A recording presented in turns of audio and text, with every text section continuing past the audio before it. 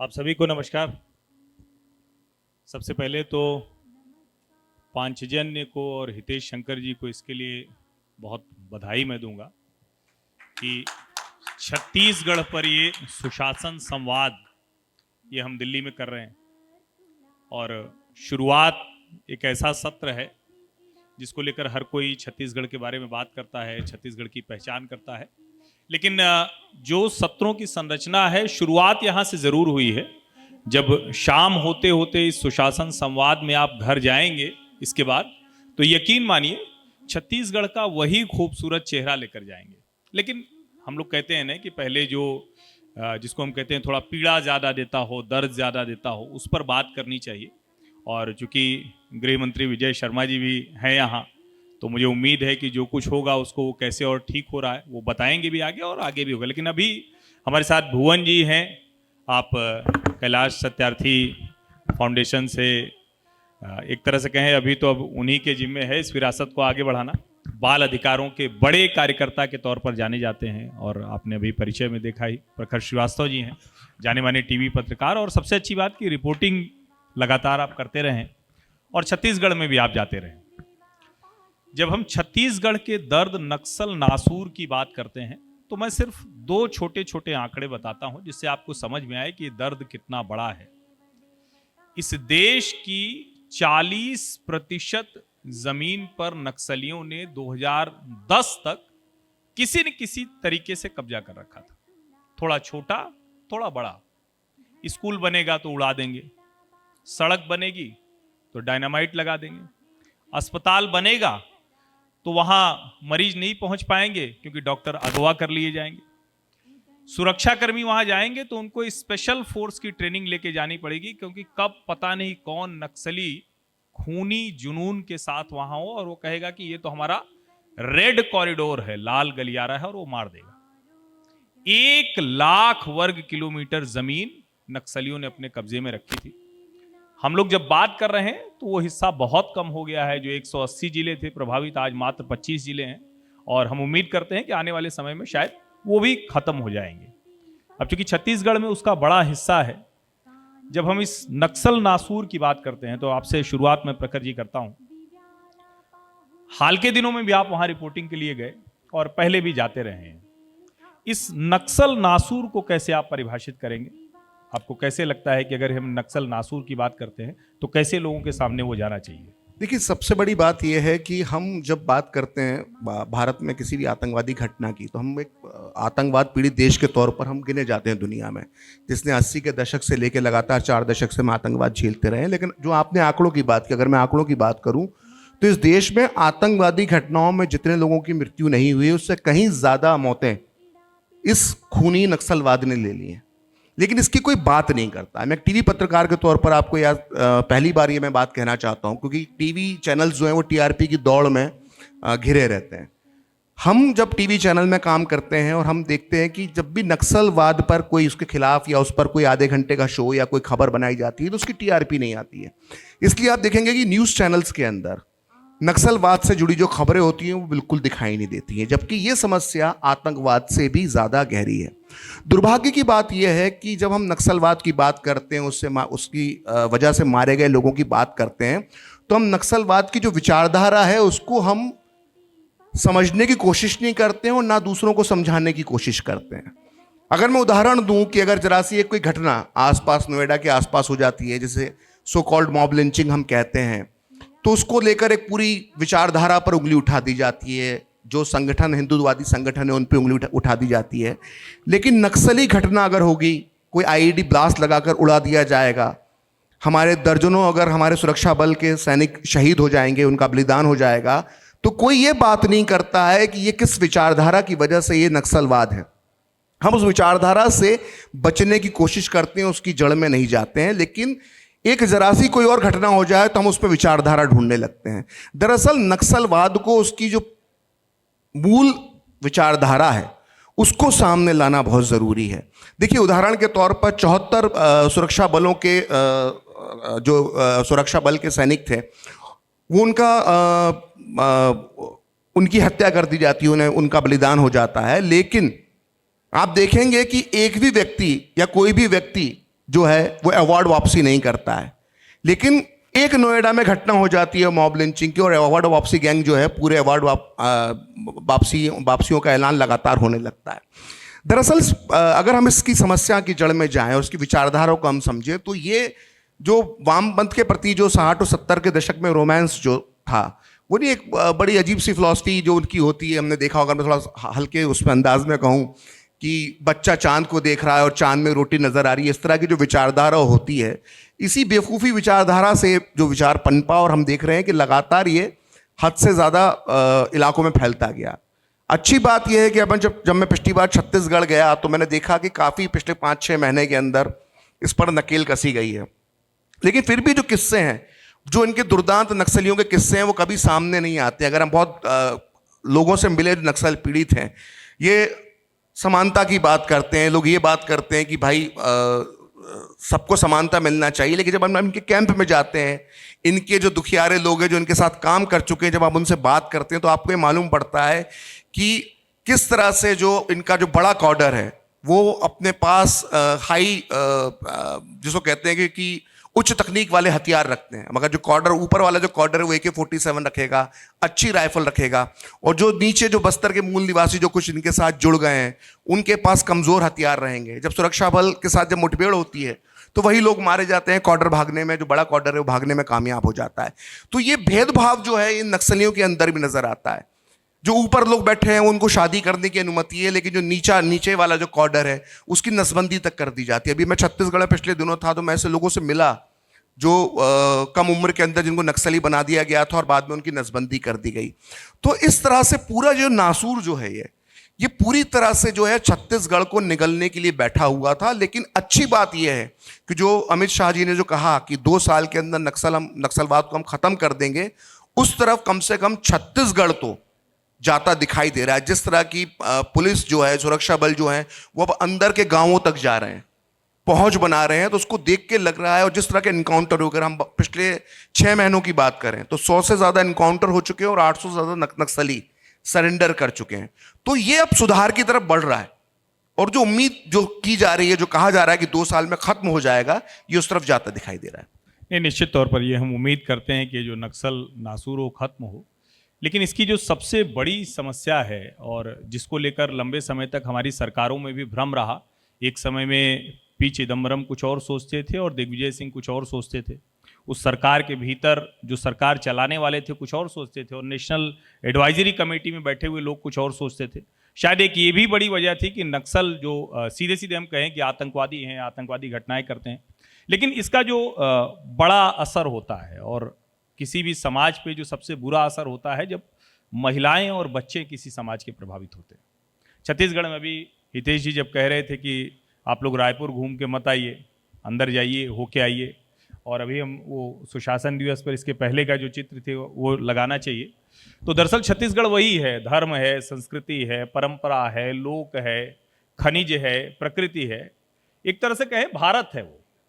लेकिन दुर्भाग्य से जो जैसे भारत में विषाक्त वातावरण करने वाला एक समूह है, वो छत्तीसगढ़ में नक्सलियों के तौर पर मौजूद है। वो नहीं, आप चूंकि बाल अधिकार कार्यकर्ता के तौर पर देश दुनिया में आपकी पहचान है, एक अधिवक्ता भी हैं आपकी चूंकि लगातार आपकी संस्था भी काम करती है, आप भी वहां जाते रहते हैं, किस तरह से बच्चों और महिलाओं पर वहां असर पड़ा है, अगर आप उसके बारे में कुछ बताएं, जो सबसे महत्वपूर्ण है, क्योंकि वो पूरी की पूरी जनरेशन खराब हो रही है। गांवों में जिस तरह से नक्सलियों ने लोगों को एक तरह से कहें कि उनके जो मूलभूत अधिकार हैं उनसे तो वंचित किया ही किया, वो उनके ऊपर जिस तरह का दबाव बनाते हैं, बच्चों का अपहरण हो जाता है, महिलाओं का अपहरण हो जाता है, उस पर अगर आप कुछ बताएं तो।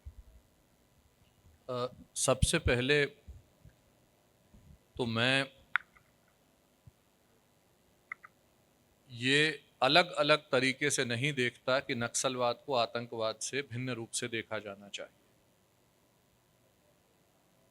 अगर हिंसा का सहारा लेके किसी भी विचार को आगे बढ़ाने की कोशिश की जा रही है और एक बड़ी जनसंख्या को दबाकर, डराकर और हिंसा के माध्यम से विकास से दूर रखा जा रहा है, तो मैं समझता हूं कि वो आतंकवाद है।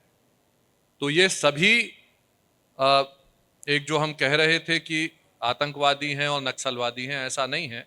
नक्सलवाद का विचार भी यदि विकास को रोक रहा है और कानून और व्यवस्था को अपना काम करने से, समाज को आगे बढ़ने से रोकता है, अवरुद्ध करता है, तो वो आतंकवादी है। ये तो पहली बात।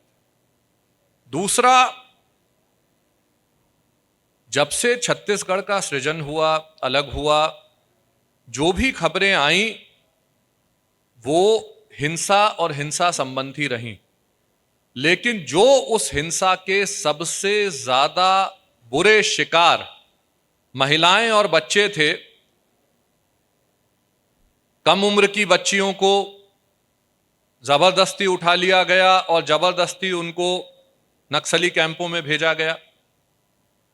ऐसे कई मुठभेड़ हुए सीआरपीएफ की और नक्सलियों के बीच में, जहां पे कॉन्ट्रासेप्टिव्स मिले मुठभेड़ के बाद जब सब भाग गए, छोटी छोटी बच्चियां मिली, जब दोनों तरफ से गोलियां चली, जैसा अभी इन्होंने बताया कि जो लोअर लेवल पे कैडर मारा गया उसमें 15, 16, 17, 18 साल की बच्चियां मिली।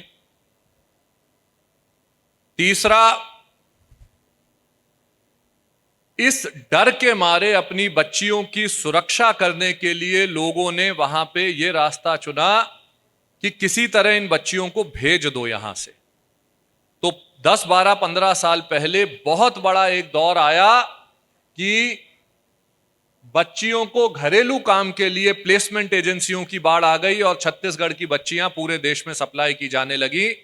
ये ऐसी बच्चियां थी जिनके साथ सभी तरह का शोषण होता था, इनका बलात्कार होता था, इनको बेचा जाता था, इनके साथ अन्य व्यभिचार होते थे, लेकिन इनकी कोई माता पिता जाके रिपोर्ट नहीं करता था। मैं 1 मिनट लूंगा आपका। मैं थोड़ा सा रोकूंगा इस पे, जी। क्योंकि ये जो पहलू आपने बताया, जब हम नक्सल नासूर की बात करते हैं जी। तो शायद इसकी चर्चा बिल्कुल नहीं होती। ये जी। तो सबको पता है, जैसे हम लोग अक्सर कहते हैं ना कि जहां रोजगार नहीं है वहां से पलायन हो गया, जी। जहां किसी तरह की मुश्किल है, पानी नहीं पहुंच रहा है, जी। पलायन हो गया। लेकिन जी। एक आतंकवादी घटना की वजह से गांव में लोग अपने बच्चों को बाहर भेजते हैं जी। और वो ट्रैफिकिंग का शिकार हो रहे हैं। शायद आप ये कह रहे हैं। ट्रैफिकिंग, मैं बिल्कुल ट्रैफिकिंग की बात कर रहा हूं। और मैंने अपने पिछले 20 साल के कार्यकाल में हजारों बच्चों को ट्रैफिकिंग से मुक्त कराने में किसी न किसी तरह की भूमिका निभाई। लेकिन जो सबसे खराब, जो सबसे विभत्स, मैंने एक बच्ची को दिल्ली के राजपुर रोड में एक जगह से छुड़ाया, एक इंजीनियर के घर से। उस बच्ची, 12 साल की बच्ची के ऊपर बदन पे एक कपड़ा नहीं था, उसकी पूरी पीठ पे चोटें लगी हुई थी, 100 से ज्यादा घाव थे। जब वो खड़ी हुई तो वो 2 कदम मेरी तरफ लेते हुए गिर गई, मुझे लगा ये मर जाएगी। उसको तुरंत पुलिस को फोन किया। हम लोग, इस वक्त कोई कानून नहीं था, ये पुरानी बात है, 2005 की घटना है, 21 नवंबर की। और इस बच्ची को लेके हम किसी होम में गए, अगले दिन इसको कोर्ट में लेके गए, 3 दिन तक इसका इलाज कराया, इसको होश आया। जब 3 दिन के बाद इसके माता पिता को बुलाया गया तो पता चला ये बच्ची एक पुलिस वाले की बेटी थी। एक पुलिस वाले ने अपनी बेटी को सुरक्षा की दृष्टि से, कि मेरी पोस्टिंग एक ऐसे इलाके में हो गई है जहां पे मैं इसकी सुरक्षा सुनिश्चित नहीं कर सकता, कोई इसको लेके चला जाए, तो गांव के किसी आदमी को दे दिया और इस बच्ची को यहां पे 9 महीने तक मार पीट के 10-12 घंटे रोज काम करा के सभी तरह के शोषण का शिकार होना पड़ा। 10,000 से ज्यादा ऐसी घटनाएं हैं जहां पे महिलाओं और बच्चों के आईईडी ब्लास्ट में हाथ पैर चले गए हैं। इस पे किसी ने बात नहीं की, कोई रिसर्च नहीं है। 10,000 से ज्यादा जशपुर बस्तर के इलाके में बच्चियां गायब हुई, जिसकी, ये 2008-9 की मैं बता रहा हूं बातचीत, जिनकी कोई रिपोर्टिंग ही नहीं थी, मिसिंग चिल्ड्रन की तरह उनका कोई जिक्र नहीं था, कोई एफआईआर नहीं कटी थी। और आदरणीय गृह मंत्री जी यहां बैठे हैं, मैं आपको थोड़ी सी बधाई भी देना चाहता हूं और एक बड़ी ऐसी बात कहना चाहता हूं जो कि छत्तीसगढ़ को एकदम नए सिरे से लेके आएगी। भारत में जहां यौन शोषण बच्चों का सर्वव्याप्त है, सभी जगह है, और 2,43,000 मुकदमे 2023 की शुरुआत में भारत में थे। दिल्ली जैसी जगह जो देश की राजधानी है, अगर पॉक्सो के मुकदमों का निस्तारण करने में अभी एक भी नया मुकदमा ना हो तो इतने केस हैं कि 27 साल लगेंगे। 27 साल लगेंगे पुराने केसों का निपटारा करने में। वहां छत्तीसगढ़ एक ऐसा प्रदेश है जहां पे मात्र 3 साल में सारे पुराने केसों का निस्तारण हो सकता है। और अगर 5,000 केस पेंडिंग हैं, लंबित हैं पॉक्सो के, तो 1500 से ज्यादा केसों में फैसला आ रहा है। तो बच्चों को सुरक्षा देने की दिशा में जो सबसे आगे राज्य हैं कानूनी दृष्टिकोण से, छत्तीसगढ़ उसमें बहुत आगे है। ये ऐसी बात है जो कि लोग कहते नहीं हैं। और हालांकि इसमें मैं जोड़ूं कि अगर सब कुछ ठीक रहा, जी क्योंकि कई बार हम कहते हैं ना कि कानून बदला है लेकिन कानून लागू करने वाले जी तो जी वही जी हैं। अगर इस नई सरकार ने जो भारतीय न्याय संहिता लागू की है, जी तो जो टाइम बाउंड मैनर में जस्टिस हो रहा है, जिसकी बात बार बार गृह मंत्री अमित शाह करते हैं, तो अगर वो हो पाया तो शायद हम देश के हर राज्य के लिए, हर जो मुकदमे है उसके लिए बात कर सकेंगे। बिल्कुल लेकिन बिल्कुल। एक जो सवाल है भुवन जी, चूंकि सबसे बड़ी मुश्किल ये है कि बच्चों के ऊपर जिस तरह का अत्याचार होता है, और एक और बड़ी समस्या है कि ऐसे कॉन्फ्लिक्ट जोन में बाल विवाह बहुत होता है। जी। कुछ नहीं तरीका है, अच्छा चलो ठीक है भाई, यहाँ गोली चलेगी, लोग उठा के ले जाएंगे, कल को लड़की नक्सल कमांडर बन जाएगी, कल को सरकार से लड़ रही होगी तो बाल विवाह कर देते हैं। अभी मैंने सुना कि छत्तीसगढ़ के मुख्यमंत्री विष्णुदेव साय, उन्होंने भी बाल विवाह मुक्त छत्तीसगढ़ जी। ऐसा अभियान चलाया है। जी आप भी उस अभियान को आगे लेकर जाते हैं, जी लेकिन इसमें किस तरह की मुश्किलें हैं, और विशेष करके हम छत्तीसगढ़ के संदर्भ में अगर बात करें, क्योंकि जी। कॉन्फ्लिक्ट जोन पहले से है, जी पढ़ाई लिखाई किस लेवल तक आप कर पाएंगे जब उनके पास स्कूल की सुविधाएं नहीं है, जब उनको, हालांकि पहले से हालात बहुत सुधरे हैं, जी जी जी लेकिन फिर भी अभी बहुत से ऐसे इलाके हैं। आज भी जब हम ये इस बात को दिल्ली में कर रहे हैं, तभी 2 जवान शहीद हुए हैं, उनको हम विनम्र श्रद्धांजलि देते हुए सवाल पूछ रहे हैं कि कैसे आप उन बच्चों को, उन लोगों को जो छत्तीसगढ़ में है, कैसे आप देखते हैं आगे बेहतर जीवन जीते हुए। आज से 20 साल पहले जहां स्कूलों में सीआरपीएफ के कैंप थे, आज वहां पढ़ाई होती, तो ये कम से कम एक अच्छी बात है। लेकिन सबसे बड़ा जो चैलेंज है बाल विवाह के खात्मे के लिए, छत्तीसगढ़ की दर भारत से कहीं कम है।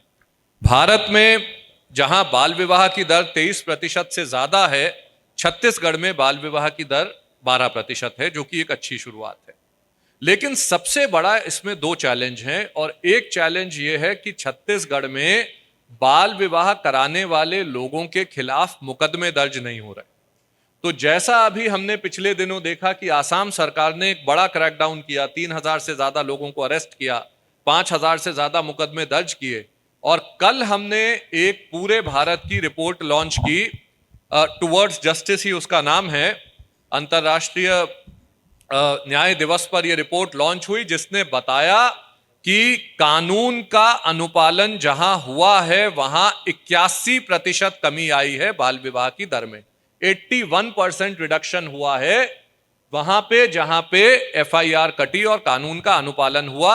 यह छत्तीसगढ़ के लिए बड़ा चैलेंज है, यह करना है। एक दूसरा, मैं उसकी ड्राफ्टिंग कमेटी में था जुवेनाइल जस्टिस एक्ट की, और मैंने ये प्रस्तावना की थी 7-8 साल पहले कि यदि किसी बच्चे को कोई भी ऑर्गेनाइज्ड गैंग या ऑर्गेनाइज्ड क्रिमिनल किसी अपराध के लिए प्रयोग करेगा, तो बच्चा उसमें विक्टिम माना जाएगा और उस आदमी को 5 से 7 साल की सजा होगी, सिर्फ इसलिए कि वो बच्चे को आपराधिक गतिविधियों के लिए उठा के लेके जा रहा है या प्रयोग कर रहा है। उसके लिए किडनैपिंग, एब्डक्शन, किसी चीज की जरूरत नहीं थी। आप अगर एक गांव में जाके एक बच्चे को मजबूर कर रहे हैं कि आप नक्सलवाद से जुड़ें, यदि आप एक लड़की को उठा के उसको सेक्स स्लेव की तरह यूज कर रहे हैं, मजबूर कर रहे हैं, वो उसकी मर्जी नहीं है, वो भाग नहीं रही है, उसका किडनैप हो रहा है, उसको जबरदस्ती उठाया जा रहा है, उसको धमकाया जा रहा है, और इन कानूनों का उपयोग अभी छत्तीसगढ़ में कम है। तो यह भी एक बड़ा चैलेंज है कि अगर हमको समाज को और विकास को आगे लेके जाना है तो रूल ऑफ लॉ को स्ट्रेंथन करना जरूरी है, तभी डेमोक्रेसी स्ट्रेंथन होती है। तो ये जो नक्सलवाद का आतंकवाद पनप रहा है, ये इसलिए पनप रहा है क्योंकि उन्हें इसका भी डर कम है। या तो एनकाउंटर है, लड़ाई है, या ये है कि जो उसका गांव का कार्यकर्ता है जो कि बच्चियों को उठा के एक्चुअली लेके जाता है, उसको ये डर नहीं है कि मुझे जेल भेजा जाएगा।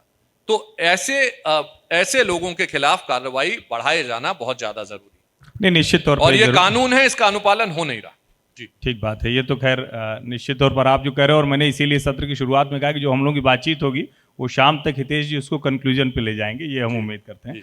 लेकिन ऐसे मसलों में जो सबसे बड़ी चीज होती है वो होती है पॉलिटिकल मेंटोरशिप किसके पास है। अगर इस तरह के नक्सलवाद को, अर्बन नक्सलिज्म को, देश विरोधी गतिविधियों को, आपके अपने लोगों के ऊपर गोली चलाने वालों को एक आवरण राजनीतिक मिलता रहता है, तो फिर उनके लिए बड़े तरीके हो जाते हैं।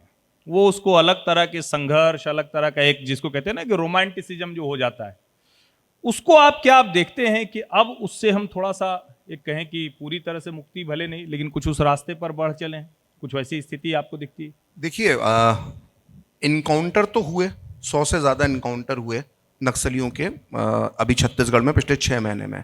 लेकिन मुझे लगता है कि जो नक्सलियों को जो वैचारिक खाद्य पानी देते हैं, जो वैचारिक रसद देते हैं, उनका वैचारिक इनकाउंटर होना बहुत ज़रूरी है और मुझे लगता है कि उसकी गति में सुधार आना चाहिए।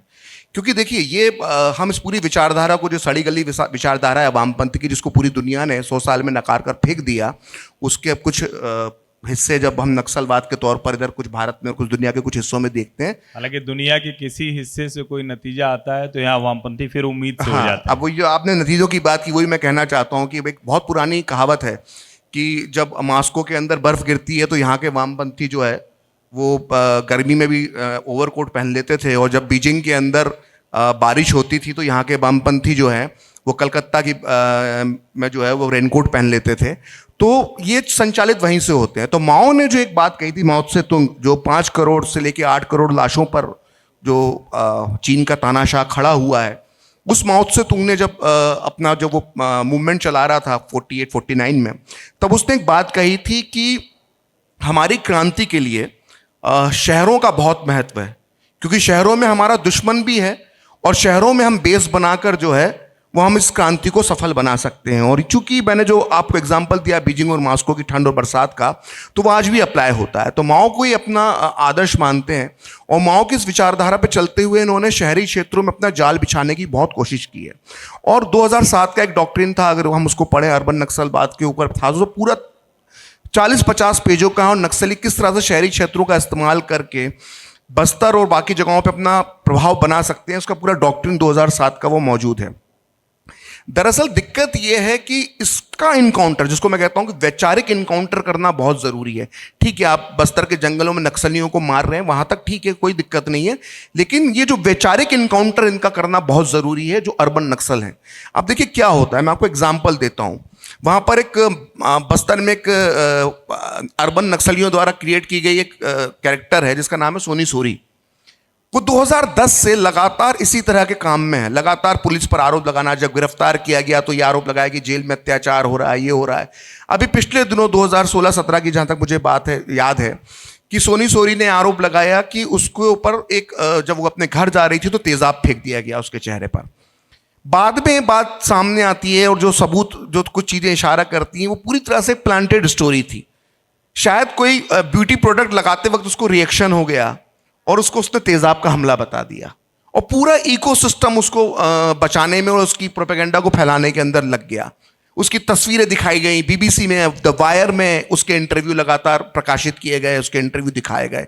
तो एक पूरा सिस्टम लग जाता है। अगर मैं बहुत निचले स्तर पर जाऊं तो धर्मांतरण से जो जुड़ी हुई संगठन जो हैं, जो चर्चेज हैं, जो ईसाई मिशनरी है, उनका भी एक कॉकस जो है वो नक्सलियों के साथ मिलकर वहां पर बना हुआ है।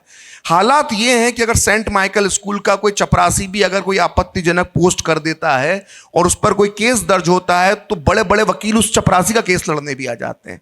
तो इस इकोसिस्टम का इनकाउंटर करना बहुत जरूरी है। पीएम मोदी ने अभी लोकसभा के अंदर, आपने सुना होगा, राष्ट्रपति के अभिभाषण के धन्यवाद प्रस्ताव पर उन्होंने कहा कि इस इकोसिस्टम को खत्म करना बहुत जरूरी है और वो करेंगे। तो इस इकोसिस्टम को जब तक आप खत्म नहीं करेंगे तब तक जो बस्तर के जंगलों में, अबूझमाड़ के जंगलों में जो लड़ाई चल रही है, वो लड़ाई कभी पूरी तरह से जीती नहीं जा सकेगी। तो दिल्ली, मुंबई, बड़े बड़े शहरों के अंदर जो पूरा इकोसिस्टम, जो अर्बन नक्सल तैयार है, इन पर निगाह रखने की बहुत जरूरत है। मैं यहाँ पर आपको एक चीज बताना चाहता हूँ कि आवासीय विद्यालय होते हैं छत्तीसगढ़ के अंदर, एकलव्य विद्यालय। हाँ, इस आवासीय विद्यालय पर नजर रखने की बहुत जरूरत है। मैं बहुत सोच समझ कर ये बात कह रहा हूं कि वहां पर कुछ तत्व ऐसे हैं जो वार्डन की शक्ल में, वहां पर शिक्षकों की शक्ल में बच्चों का, वनवासी बच्चों का ब्रेन वॉश कर रहे हैं। देखिए क्या हो रहा है। ये कहना कि ठीक है, जंगल जमीन पे सबका अधिकार है, उनका अधिकार है, ठीक है, लेकिन सिर्फ जंगल जमीन पर हमारा ही अधिकार है, दिमाग में ये बात डालना गलत है। भारत के संविधान के खिलाफ बच्चों के दिमाग में, छात्रों के दिमाग में जहर डालना ये गलत है। मैं देखा है एक आदिवासी समाज के, मैं एक धार्मिक कार्यक्रम में गया तो वहां पर हिंदू धर्म के खिलाफ किताबें बिक रही थी। बड़ी तादाद में ऐसी पुस्तकें थी जो हिंदू धर्म के खिलाफ थी, रामायण के खिलाफ थी, गीता के खिलाफ किताब थी। वो पुस्तकें बिक कैसे रही हैं एक धार्मिक समारोह में आदिवासियों के? तो इस इकोसिस्टम को जब तक आप खत्म नहीं करेंगे तब तक मुझे लगता है कि बस्तर में जो नक्सलवाद है उसको पूरी तरह से नियंत्रण में नहीं रखा जा सकता। तो इनकाउंटर दो तरफा होना चाहिए, वैचारिक इनकाउंटर भी हो और गोली के साथ भी इनकाउंटर हो। नहीं, निश्चित तौर पर, लेकिन उस सब से मैं माफ कीजिए, थोड़ा सा मैं ये बात कहूँगा, क्योंकि एक जिम्मेदार मंच है तो हमको इसके बीच में एक फ़र्क लाने की ज़रूरत है कि किसी भी तरह हम एनकाउंटर जैसे शब्द का हल्का प्रयोग ना करें। एनकाउंटर का अर्थ होता है किसी को देख के मार देना। तो अगर हमारे सुरक्षा बलों के ऊपर खतरा है और गोली चली, वो एनकाउंटर नहीं है। वो जब गोली चल रही है और हम उनके सुरक्षा बल हमला करते हैं या नक्सली हमला करते हैं, वो अलग चीज़ है। तो अगर अपन ये कहते हैं कि ये एनकाउंटर होना ही चाहिए, तो वो है कि अपन ने किसी क्रिमिनल को पकड़ा और कानून से हटके उसको मार डाला।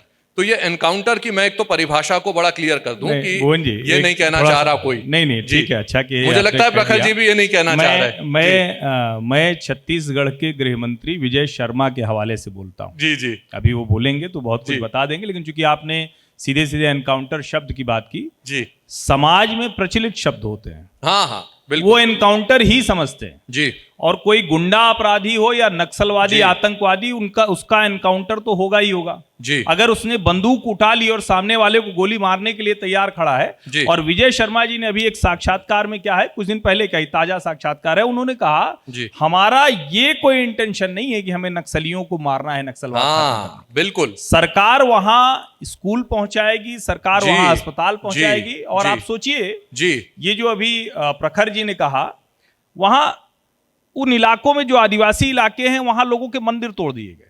नक्सलियों ने सबसे पहला काम किया, मंदिरों को तोड़ दिया। यानी आपकी जो आस्था का केंद्र है, जिसके इर्द गिर्द एक समाज, वनवासी आदिवासी समाज खड़ा होता है, उसको खत्म किया।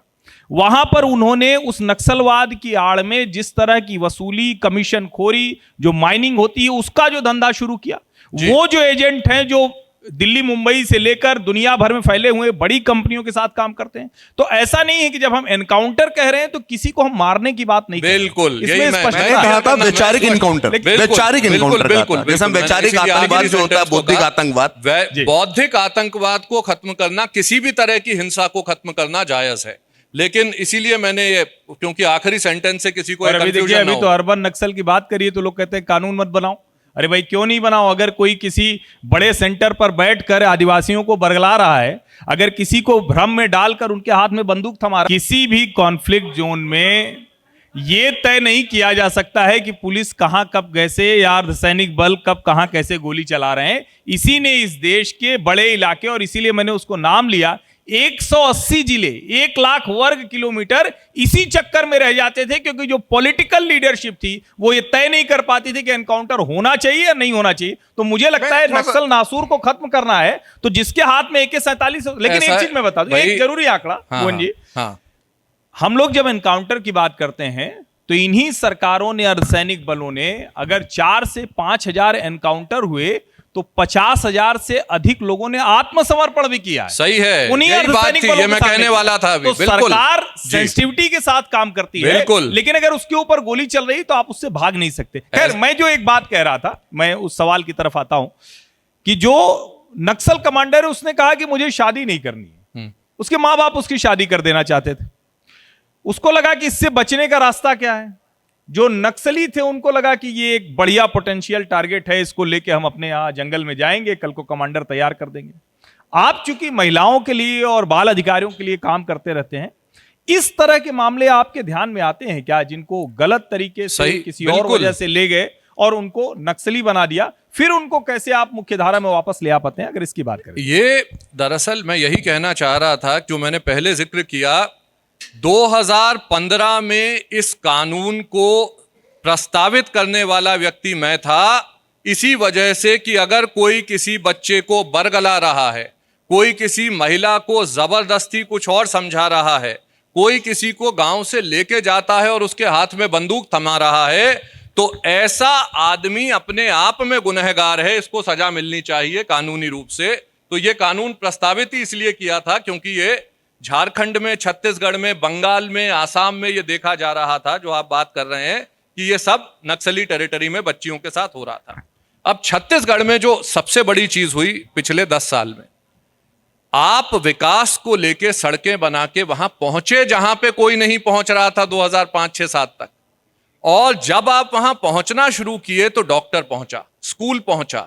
जब डॉक्टर पहुंचा, स्कूल पहुंचा, शिक्षा पहुंची, स्वास्थ्य पहुंचा, सुरक्षा का एहसास हुआ और लोग वापस जाने लगे, तो उसका एक असर यह हुआ कि एक तो ये जैसे कहते हैं दुष्परिणाम हुआ कि लोगों ने कहा हम भाग जाते हैं प्लेसमेंट एजेंसी के माध्यम से, किसी माध्यम से। दूसरा, लोगों ने शिक्षा का रास्ता चुना। आज वो विद्यालय कामयाब इसलिए हो रहे हैं क्योंकि विद्यालय पहुंचे और शिक्षक पहुंचे। और ये मैं फिर यही कहूंगा कि सरकार का इसमें बहुत बड़ा योगदान था। कोई इसको अन्यथा न ले। मैं ये नहीं कहना चाहता कि किसी आदमी ने हमारे ऊपर बंदूक उठाई है तो उसको हम ऐसे ही छोड़ दें और हाथ जोड़ के कहें। रामायण नहीं पढ़ सकते आप जहां पे आपके सामने बंदूक लेके कोई खड़ा हुआ है, ये नहीं किया जा सकता। लेकिन हिंसा का उत्तर विकास से होगा, और छत्तीसगढ़ जो दिखा रहा है वो विकास के रास्ते से हिंसा कम हुई है। अब ऑफ कोर्स दोनों चीजें एक साथ होंगी। एक तरफ विकास की बात हुई है पिछले 10 साल में, दूसरी तरफ बहुत लोगों को आत्मसमर्पण करके जेल भी भेजा गया। पुनर्वास करने के लिए स्किल डेवलपमेंट के नाम पे वहां पे बहुत कुछ काम हुआ है, और स्किल डेवलपमेंट का काम होने का फायदा यह है कि लड़कियों का पलायन में कमी आई है, लड़कियों की ट्रैफिकिंग में कमी आई है, बाल विवाह की दर में कमी आई है। और लोग वहां पे, छत्तीसगढ़ की बात कर रहा हूं मैं स्पेसिफिकली, जहां पे हम कानून का अनुपालन नहीं कर पाए हैं वहां पे अभी समस्या बाकी है।